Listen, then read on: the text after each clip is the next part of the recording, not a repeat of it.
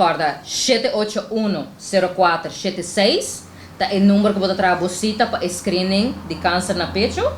Dus 781-0476. Botar em nosso telefone que você chama trabalha na hora que você sali abo mais melhor. Tá tu já razão que já vier nossa screen na Fundação Maria Dal. E na ami of Marianela, minha colega, te são que tá topado ora explicava o processo. Que há o processo também, elaborando também, que aguardo educar com o screen, passe a mamografia especial para screening, tá isso também que há o processo, o resultado nada dentro de 12 semanas, botar o resultado, qual tá nós tá manda para o doctor de casa, então ele chamava que o processo ahorita sigue depois de essay.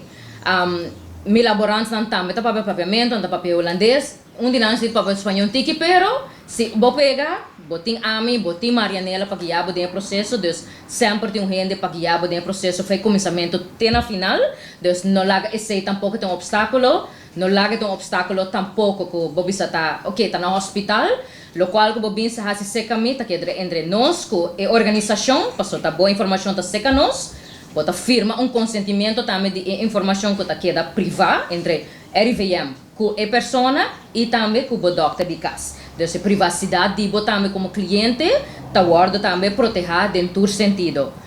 Se você não quer bem você, você bem com mama, você bem com romã, você bem com boiú, você bem com sostén para você botar aí exame tá pouco fastidioso, bem com ele. Bem com ele, não tem problema. Não bem com full grupo, porque não pode ser um pouco fastidioso como no hospital. Então, pero bem que a pessoa, você tá coisa como tá make, não tá bem com mama, não tá bem com casa. Então, often biar também com traduzir, me dá gente também com pouco compreender-me, gente tá traduzir, pero também faz su exame, dus a porta tá abrir para todos não que bem assim a porta tá abrir para não que tem pergunta e cara a idade verdade está 50 para 75, dus se botasse 50 anos aqui, botem 49, botasse 50, dá-me uma chamada, botem 75 também, give me a call.